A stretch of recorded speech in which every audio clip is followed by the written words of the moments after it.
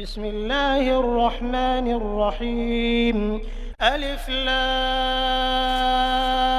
را، تلك آيات الكتاب المبين. إنا أنزلناه قرآنا عربيا لعلكم تعقلون.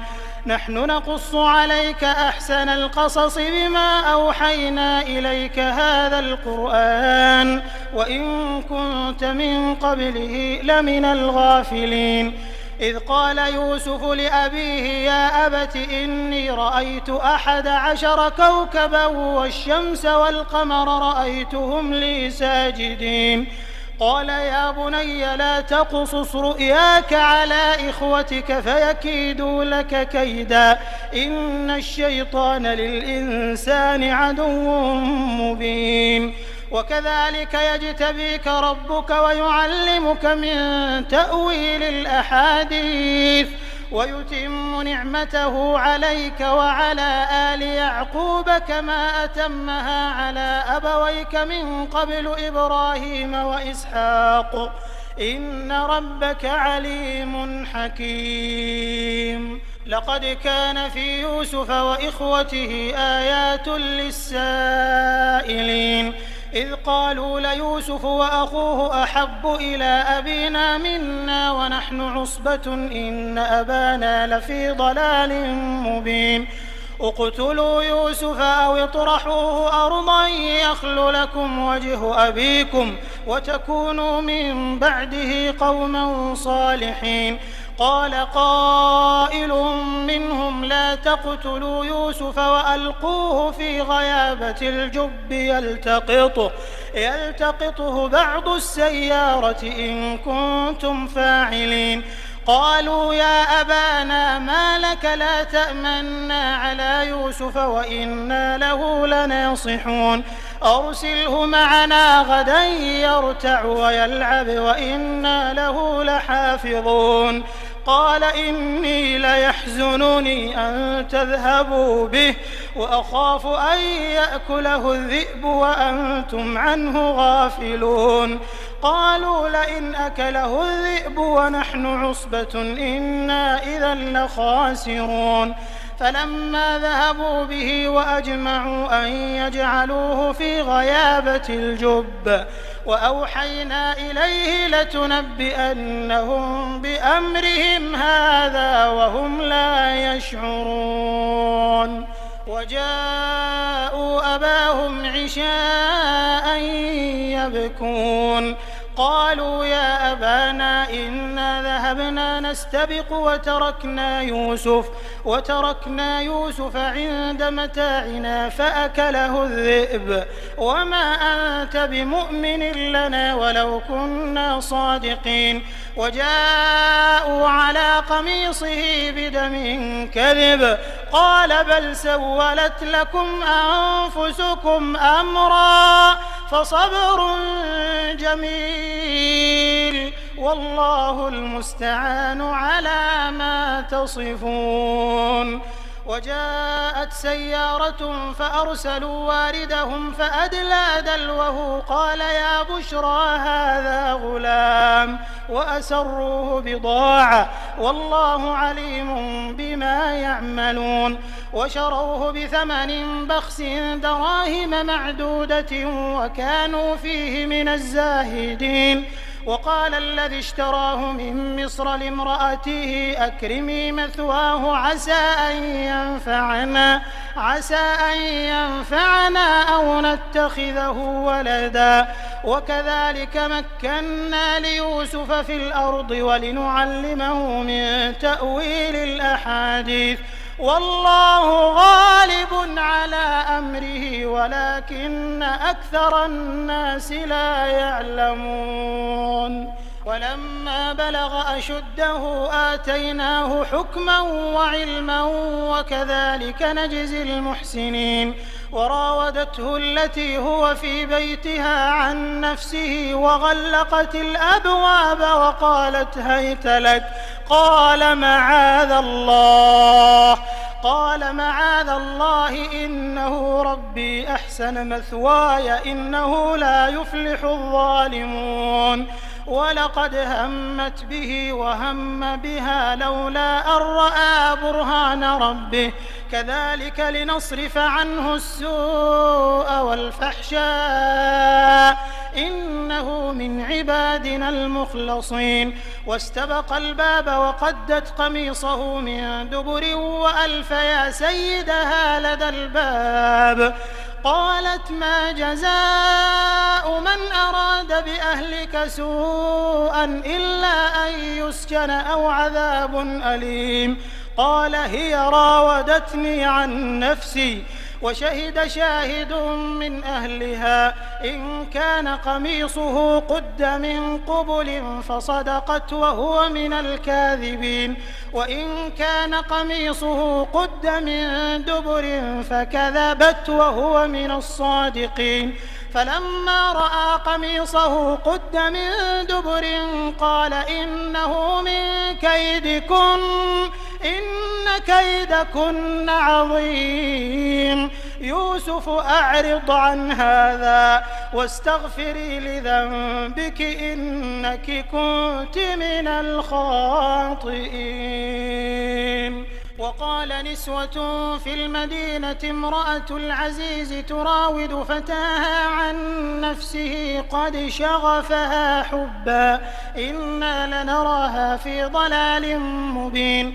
فلما سمعت بمكرهن أرسلت إليهن وأعتدت لهن متكأ وآتت كل واحدة منهن سكينا وقالت اخرج عليهم. فلما رأينه أكبرنه وقطعن أيديهن وقلن حاش لله ما هذا بشرا إن هذا إلا ملك كريم. قالت فذلكن الذي لمتنني فيه ولقد راودته عن نفسه فاستعصم ولئن لم يفعل ما آمره ليسجنن وليكونن من الصاغرين. قال رب السجن أحب إلي مما يدعونني إليه وإلا تصرف عني كيدهن أصب إليهن وأكن من الجاهلين. فاستجاب له ربه فصرف عنه كيدهن إنه هو السميع العليم. ثم بدا لهم من بعد ما رأوا الآيات ليسجننه حتى حين. ودخل معه السجن فتيان قال أحدهما إني أراني أعصر خمرا وقال الآخر إني أراني أحمل فوق رأسي خبزا تأكل الطير منه نبئنا بتأويله إنا نراك من المحسنين. قال لا يأتيكما طعام ترزقانه إلا نبأتكما بتأويله قبل أن يأتيكما ذلكما مما علمني ربي إني تركت ملة قوم لا يؤمنون بالله وهم بالآخرة هم كافرون واتبعت ملة آبائي إبراهيم وإسحاق ويعقوب ما كان لنا أن نشرك بالله من شيء ذلك من فضل الله علينا وعلى الناس ولكن أكثر الناس لا يشكرون. يا صاحبي السجن أأرباب متفرقون خير أم الله الواحد القهار ما تعبدون من دونه إلا أسماء سميتموها أنتم وآباؤكم ما أنزل الله بها من سلطان إن الحكم إلا لله أمر ألا تعبدوا إلا إياه ذلك الدين القيم ولكن أكثر الناس لا يعلمون. يا صاحبي السجن أما أحدكما فيسقي ربه خمرا وأما الآخر فيصلب فتأكل الطير من رأسه قضي الأمر الذي فيه تستفتيان. وقال للذي ظن أنه ناج منهما اذكرني عند ربك فأنساه الشيطان ذكر ربه فلبث في السجن بضع سنين. وقال الملك إني أرى 7 بقرات سمان يأكلهن 7 عجاف وسبع سنبلات خضر وأخر يابسات يا أيها الملأ أفتوني في رؤياي إن كنتم للرؤيا تعبرون. قالوا أضغاث أحلام وما نحن بتأويل الأحلام بعالمين.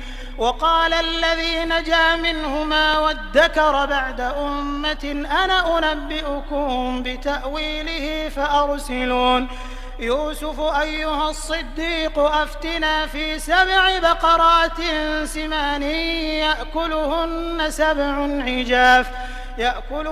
7 عجاف و7 سنبلات خضر وأخر يابسات لعلي أرجع إلى الناس لعلهم يعلمون. قال تزرعون 7 سنين دأبا فما حصدتم فذروه في سنبله إلا قليلا مما تأكلون.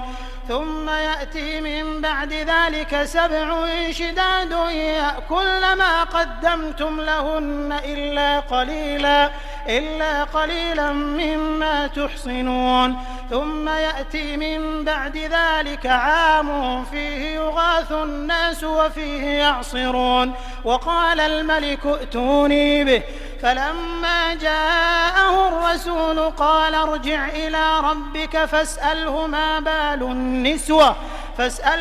بال النسوة اللاتي قطعن أيديهن إن ربي بكيدهن عليم. قال ما خطبكن إذ راوتن يوسف عن نفسه قلن حاش لله ما علمنا عليه من سوء. قالت امرأة العزيز الآن حصحص الحق أنا راودته عن نفسه وإنه لمن الصادقين. ذلك ليعلم أني لم أخنه بالغيب وأن الله لا يهدي كيد الخائنين. وما أبرئ نفسي إن النفس لأمارة بالسوء إلا ما رحم ربي إن ربي غفور رحيم. وقال الملك ائتوني به أستخلصه لنفسي فلما كلمه قال إنك اليوم لدينا مكين أمين. قال اجعلني على خزائن الأرض إني حفيظ عليم. وكذلك مكنا ليوسف في الأرض يتبوأ منها حيث يشاء نصيب برحمتنا من نشاء ولا نضيع أجر المحسنين. ولأجر الآخرة خير للذين آمنوا وكانوا يتقون. وجاء إخوة يوسف فدخلوا عليه فعرفهم وهم له منكرون. ولما جهزهم بجهازهم قال ائتوني بأخ لكم من أبيكم ألا ترون أني أوفي الكيل وأنا خير المنزلين. فإن لم تأتوني به فلا كيل لكم عندي ولا تقربون. قالوا سنراود عنه أباه وإنا لفاعلون. وقال لفتيانه اجعلوا بضاعتهم في رحالهم لعلهم يعرفونها إذا انقلبوا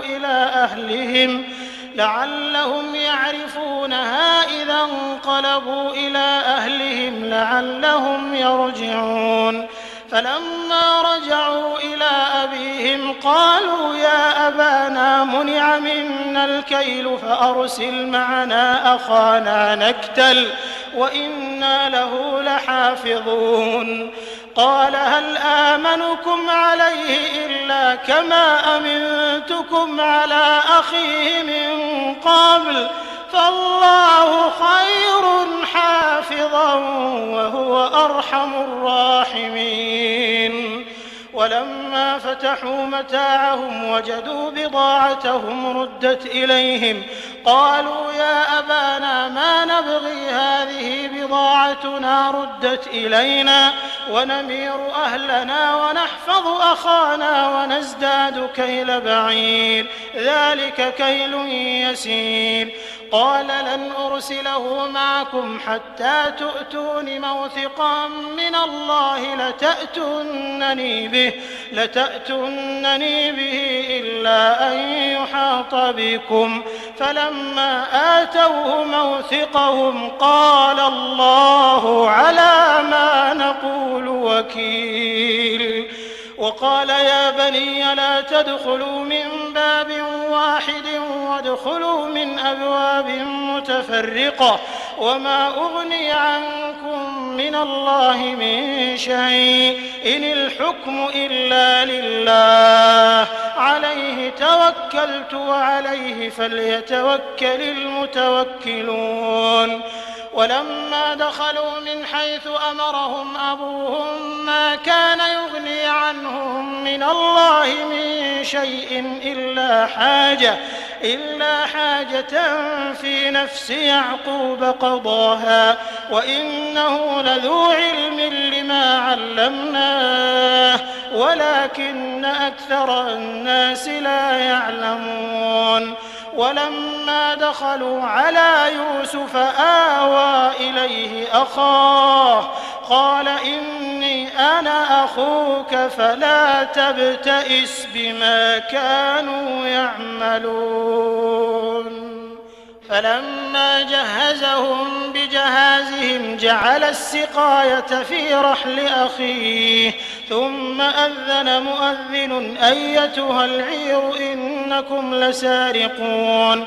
قالوا وأقبلوا عليهم ماذا تفقدون؟ قالوا نفقد صواع الملك ولمن جاء به حمل بعير وأنا به زعيم. قالوا تالله لقد علمتم ما جئنا لنفسد في الأرض وما كنا سارقين. قالوا فما جزاؤه إن كنتم كاذبين. قالوا جزاؤه من وجد في رحله فهو جزاؤه كذلك نجزي الظالمين. فبدأ بأوعيتهم قبل وعاء أخيه ثم استخرجها من وعاء أخيه كذلك كدنا ليوسف ما كان ليأخذ أخاه في دين الملك إلا أن يشاء الله نرفع درجات من نشاء وفوق كل ذي علم عليم. قالوا إن يسرق فقد سرق أخ له من قبل فأسرها يوسف في نفسه ولم يبدها لهم. قال أنتم شر مكانا والله أعلم بما تصفون. قالوا يا أيها العزيز إن له أبا شيخا كبيرا فخذ أحدنا مكانه إنا نراك من المحسنين. قال معاذ الله أن نأخذ إلا من وجدنا متاعنا عنده إنا إذا لظالمون. فلما استيئسوا منه خلصوا نجيا. قال كبيرهم ألم تعلموا أن أباكم قد أخذ عليكم موثقا من الله ومن قبل ما فرطتم في يوسف فلن أبرح الأرض حتى يأذن لي أبي أو يحكم الله لي وهو خير الحاكمين. ارجعوا إلى أبيكم فقولوا يا أبانا إن ابنك سرق وما شهدنا إلا بما علمنا وما كنا للغيب حافظين. واسأل القرية التي كنا فيها والعير التي أقبلنا فيها وإنا لصادقون قال بل سولت لكم أنفسكم أمرا فصبر جميل عسى الله أن يأتيني بهم جميعا إنه هو العليم الحكيم. وتولى عنهم وقال يا أسفا على يوسف وابيضت عيناه من الحزن فهو كظيم. قالوا تالله تفتأ تذكر يوسف حتى تكون حرضا أو تكون من الهالكين قال إنما أشكو بثي وحزني إلى الله وأعلم من الله ما لا تعلمون. يا بني يذهبوا فتحسسوا من يوسف وأخيه ولا تيأسوا من روح الله إنه لا ييأس من روح الله إلا القوم الكافرون. فلما دخلوا عليه قالوا يا أيها العزيز مسنا وأهلنا الضر وجئنا ببضاعة مزجاة فأوف لنا الكيل وتصدق علينا إن الله يجزي المتصدقين. قال هل علمتم ما فعلتم بيوسف وأخيه إذ أنتم جاهلون؟ قالوا أئنك لأنت يوسف؟ قال أنا يوسف وهذا أخي قد من الله علينا إنه من يتق ويصبر فإن الله لا يضيع أجر المحسنين. قالوا تالله لقد آثرك الله علينا وإن كنا لخاطئين. قال لا تثريب عليكم اليوم يغفر الله لكم وهو أرحم الراحمين. اذهبوا بقميصي هذا فألقوه على وجه أبي يأت بصيرا وأتوني بأهلكم أجمعين. ولما فصلت العير قال أبوهم إني لأجد ريح يوسف لولا أن تفندون.